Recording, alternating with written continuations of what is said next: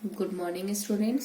Synthetic polymer video series के पिछले video में हमने बात की थी संघनन अथवा प्रद्रवृद्धि बहुलकीकरण के बारे में। आज हम बात कर रहे हैं फिनॉल फॉर्मेल्डिहाइड रेजिन।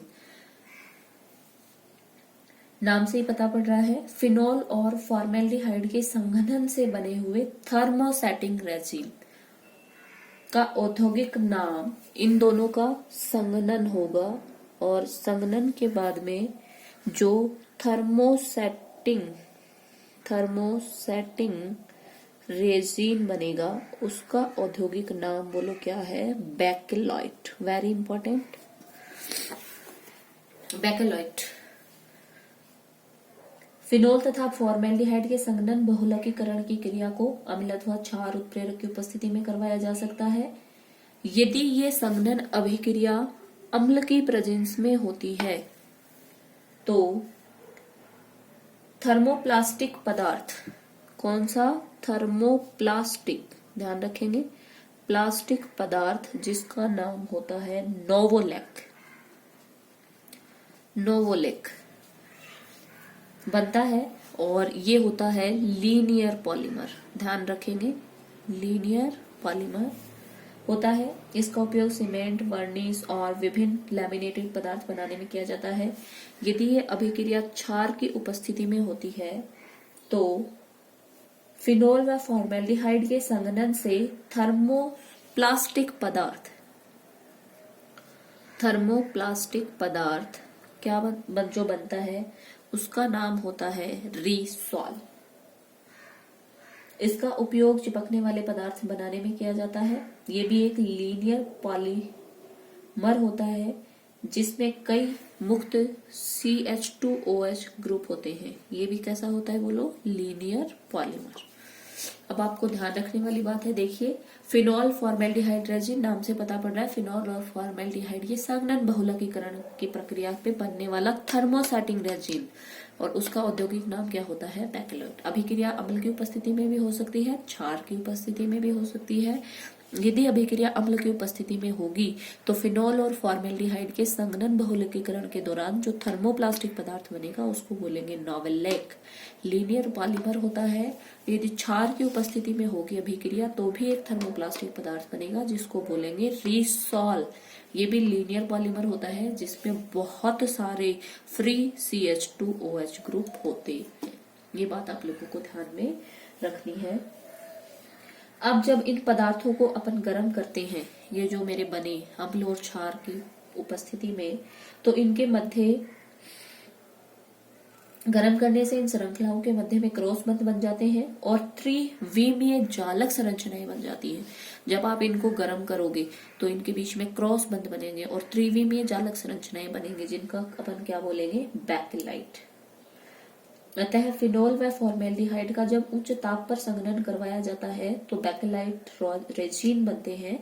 फिनोल के अणु अपनी 2 ऑर्थो और 1 पैरा तीनों स्थितियों पर फॉर्मेल्डिहाइड के साथ संघनित होकर CH2 सेतु के द्वारा जुड़ जाते हैं और बेकेलाइट के त्रिविमीय जालक का निर्माण होता है। अब देखिए ये श्रृंखलाएं जब आपस में जुड़ेंगी तो बोलो क्या बनेगा? बेकेलाइट। कैसे बनेगा? देखिए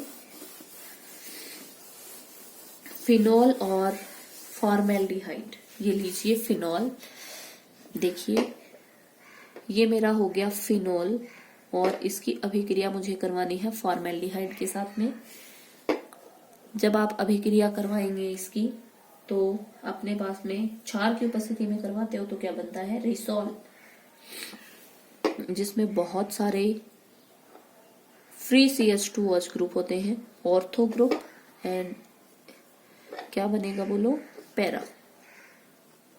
क्लियर? अब जब आप इसको गर्म करते हो तो इनके बीच में त्रिविमीय जालक संरचनाएं बन जाती हैं। अब देखिए जब आप इनको आपस में अभिक्रिया करवाएंगे तो इनका रेखीय जो बहुलक बनेगा, देखिए रेखीय बहुलक किस प्रकार बनेगा? लीनियर पॉलीमर जो बनते हैं उसको अपन ने रीसॉल बोला था, CH2OH। ठीक है, 1 मिनट में इसको इसके साथ ही लिख देती हूँ। ऑर्थो भी बनता है और साथ में बोलो क्या बनता है? पैरा। क्लियर? देखिए अब मैं आपको लीनियर पॉलीमर बना के बता रही हूँ, ऑर्थो वाले ले रही हूं मैं। देखिए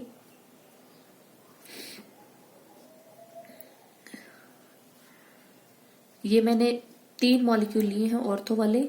अब अपन को पॉलीमर बनाना है, अपन कैसे भी बना सकते हैं। देखिए अब यहां से देखना कौन है H, यहाँ पे भी कौन है H, और ऐसे जो दूसरा कोई और मॉलिक्यूल होगा उसके यहाँ पे भी बोलो कौन होगा H। और देखिए यहां से बोलो कौन जाएगा OH, और यहाँ से क्या जाएगा H, यहाँ से जाएगा OH और H, और यहाँ से जाएगा OH एंड H। क्लियर। और जब ये निकलेंगे तो H2O निकल जाएगा, इसका मतलब संघनन बहुलकीकरण हो गया। और ये क्या बनेंगे OH CH2 OH CH2 OH CH2, और इस प्रकार आप देख रहे हो एक लीनियर पॉलीमर बनेगा। और यदि ये अभिक्रिया आपने एसिड की प्रेजेंस में करवाई है तो नोवेलेक बनेगा, यदि आपने बेस की प्रेजेंस में करवाई है तो रिसॉल बनेगा। क्लियर। लीनियर पॉलीमर बना दिया। अब अपन ने कहा कि अगर अपन को इन श्रृंखलाओं को गर्म करेंगे तो इनके बीच में क्रॉस लिंक बनेंगे, तब एक त्रिविमीय जो संरचना बनेगी उसको अपन बोलो क्या बोलेंगे बैकेलॉइड। क्लियर। अब देखिए बैकेलॉइड बना रही हूं मैं आप लोगों के सामने। देखिए OH, ये हो गया CH2OH। मैंने ऑर्थो भी ले लिया और बोलो मैंने क्या ले लिया पैरा। क्लियर। ऐसे ही देखिए मैं यहां से पैरा ले लेती हूँ CH2OH, थोड़ा सा यहां कर देती हूँ CH2OH, यहां OH है ही, पैरा लिया है। यहां पे देखिए मैं क्या ले लेती हूँ, सॉरी ये मैं ले लेती हूँ ऑर्थो। क्लियर। मैं केवल इन्हीं मॉलिक्यूल्स में आपको जोड़ के बता रही हूँ। देखिए अब देखिए अपन को पता है ये जो मेरा कंपाउंड है फिनोल है, ये 2 ऑर्थो और 1 पैरा पोजीशन से जाके जुड़ता है। क्लियर। अब देखिए यहां पे बोलो H होगा इसकी ऑर्थो पोजीशन पे, यस, तो यहां से बोलो क्या निकल जाएगा H2O। यहां पे देखना पैरा पोजीशन पे कौन जुड़ा हुआ है H, ये क्या निकल जाएगा H2O। क्लियर। ऐसे ही देखिए चलो मैं ये ऑर्थो इधर वाला इधर लिख लेती हूँ CH2OH, ये ऑर्थो है आइसोमर, ये पैरा आइसोमर। यहाँ पे बोलो कौन है OH, क्या निकल जाएगा H2O। और यहां से देखिए यहाँ H, और ये ऑर्थो आइसोमर, ये पैरा आइसोमर। यहां से देखना जरा कौन निकल जाएगा OH। क्लियर। समझ में आया। ये ऑर्थो आइसोमर, ये कौन था पैरा, ये ऑर्थो, ये कौन है पैरा। क्लियर। OH के पैरा पोजीशन पे CH2OH, OH के ऑर्थो पे CH2OH, ये OH के पैरा पोजीशन पे CH2OH और OH के ऑर्थो, तो ऑर्थो पैरा आप देख रहे हो इनके बीच में क्रॉस लिंक बनेंगे। और वाटर मॉलिक्यूल कैसे निकला समझ में आया। इसका OH तो इसकी ऑर्थो पोजीशन से H, इसकी OH पैरा पोजीशन पे से, तो यहां से कौन जाएगा H। और जब ये वाटर मॉलिक्यूल निकलेगा तो देखना जरा यहां से H2O निकलेगा तो क्या बचेगा CH2 CH2 CH2 CH2। तो एक बार मैं इसको हटा रही हूं और आप लोगों को केवल किसको दिखा रही हूं CH2 को। क्लियर। देखिए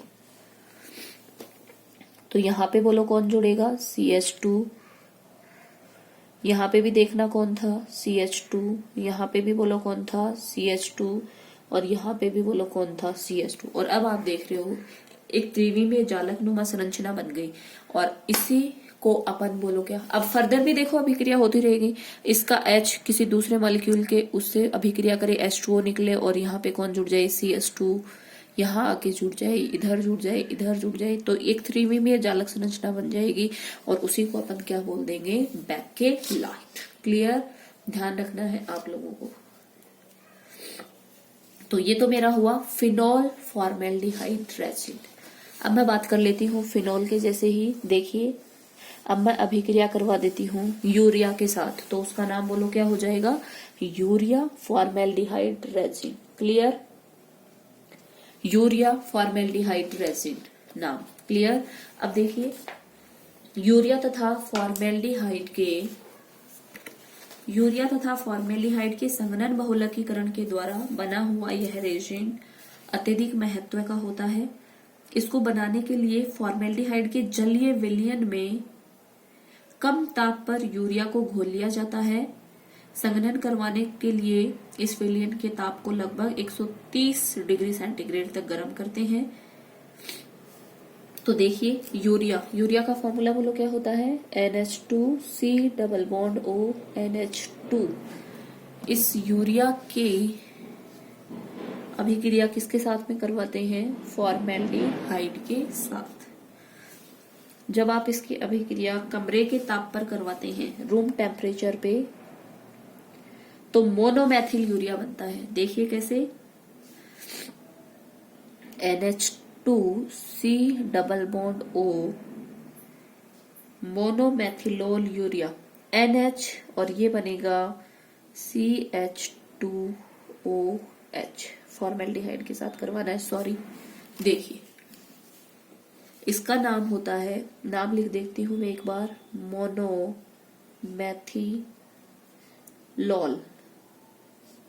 यूरिया। देखिए यूरिया अभिक्रिया किसके साथ करवाई, फॉर्मेल्डिहाइड के साथ, रूम टेम्परेचर पे। तो देखिए संघनन अभिक्रिया हुई, NH2C double bond O NH CH2OH, और इसको बोलते हैं मोनोमेथिलोल यूरिया। क्लियर। अब इस बने हुए, अब देखिए अगर ये अपन ने एक एक मोल के साथ अभिक्रिया करवाई, अगर मान लीजिए अपन 2 मोल फॉर्मेल्डिहाइड ले ले, देखिए इधर 1 मोल फॉर्मेल्डिहाइड लिया।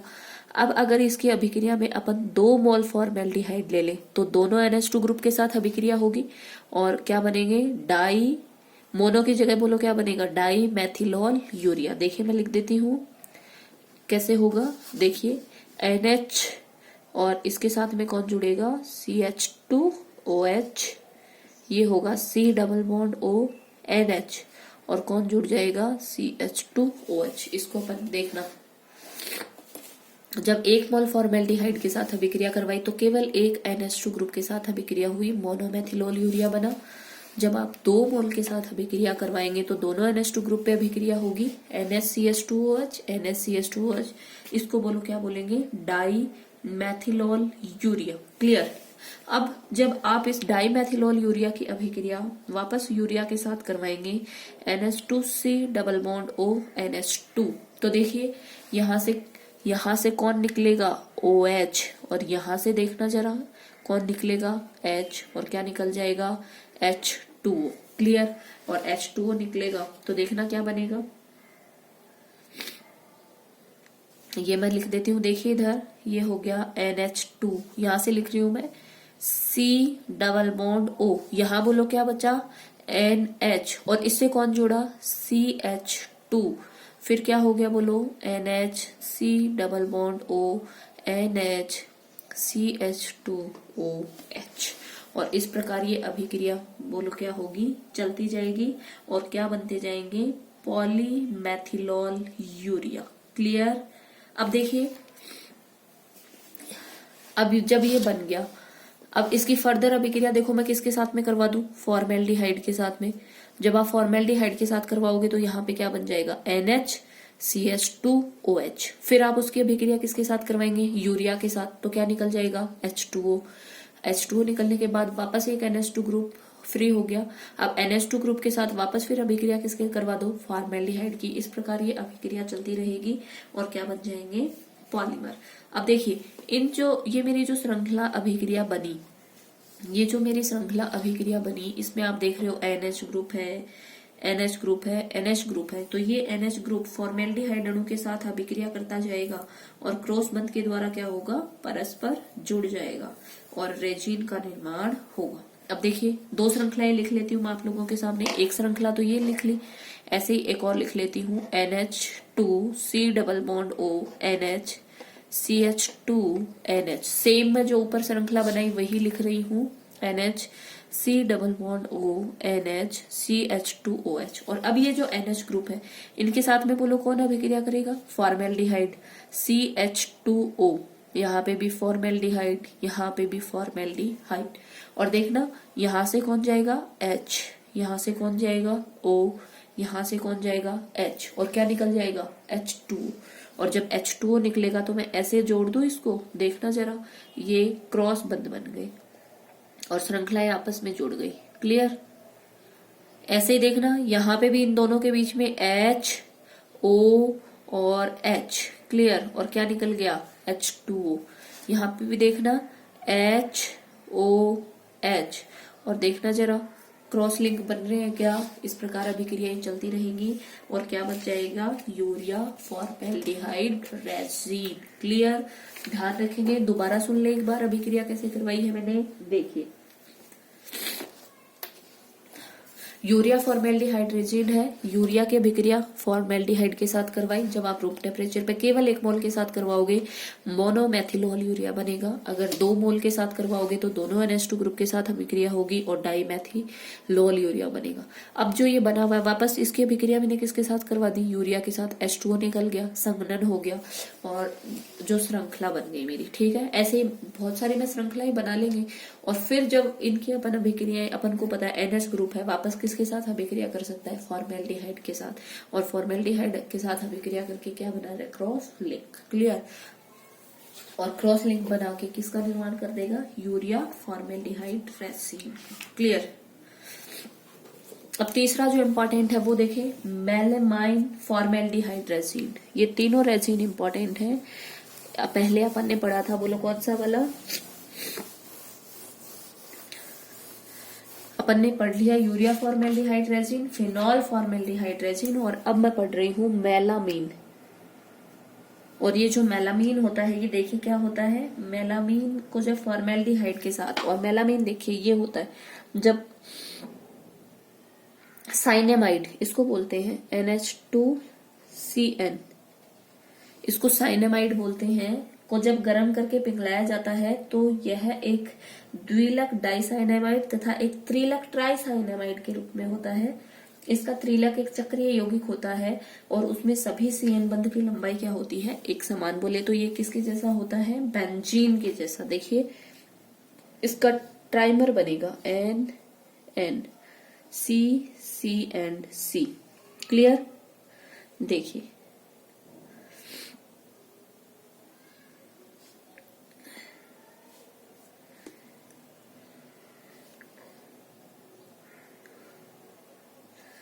और इस C पे कौन से वाले ग्रुप जुड़े हुए होते हैं, NH2 ग्रुप।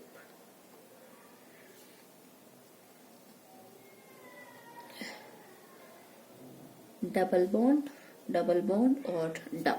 क्लियर। ये होता है मेलामीन। नाम ध्यान में रखेंगे, मेलामीन ये होता है। और किससे बनाते हैं, साइनेमाइड से। इसका साइक्लिक ट्राइमर बनता है और इस साइक्लिक ट्राइमर को अपन क्या बोलते हैं, मेलामीन। और बेंजीन के जैसे अगर आप डबल बॉन्ड नहीं दिखाए तो इसको कैसे दिखा सकते हैं, ऐसे, क्योंकि अपन को पता है पार्शियली डबल बॉन्ड करेक्टर हर एक बॉन्ड में होंगे। जब इस मेलामीन की अभिक्रिया अपन 3 मोल फॉर्मेल्डिहाइड के साथ करवाते हैं CH2O के साथ, तो देखिए यहां से इंटरमीडिएट बनता है। और वो इंटरमीडिएट देखिए क्या होता है, ये कार्बन, ये नाइट्रोजन, कार्बन, नाइट्रोजन और ये कार्बन। क्लियर। और अब देखिए फॉर्मेल्डिहाइड की NH2 के साथ अभिक्रिया ठीक वैसे ही होगी, तो ये होगा NHCH2OH। यहाँ पे भी क्या होगा, बोलो NHCH2OH। और यहाँ पे भी क्या होगा, NHCH2OH। क्लियर। ये इंटरमीडिएट बन गया और इस इंटरमीडिएट का अपन क्या करवाएंगे, पॉलीमराइजेशन। जब इसका पॉलीमराइजेशन होगा तो अपन को पता है, देखिए यहां से क्या जाता है, OH ग्रुप, तो क्या बचता है CH2। तो यहां से क्या बनेगा, N carbon nitrogen, carbon nitrogen and carbon. और यहां से क्या बनेगा, NHCH2 free valency, NHCH2 free valency. बहुत सारे मॉलिक्यूल जब आपस में जुड़ेंगे फ्री वैलेंसी, और ये हो गया इसका पॉलीमर। और इस पॉलीमर को बोलो अपन क्या बोलते हैं, मेलामीन पॉलीमर। और वेरी वेरी इंपॉर्टेंट, मेलामीन जो पॉलीमर होता है वो अनब्रेकेबल क्रॉकरी बनाने के काम में आता है, बिना टूटने वाली क्रॉकरी बनाने के काम में। किसको लेते हैं यहाँ पर, मेलामीन को। क्लियर।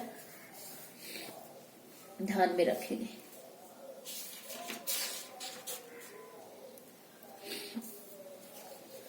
तो ये तीनों पॉलीमर आपको ध्यान में रखने हैं, melamine formaldehyde resin, urea formaldehyde resin और phenol formaldehyde resin. Thank you.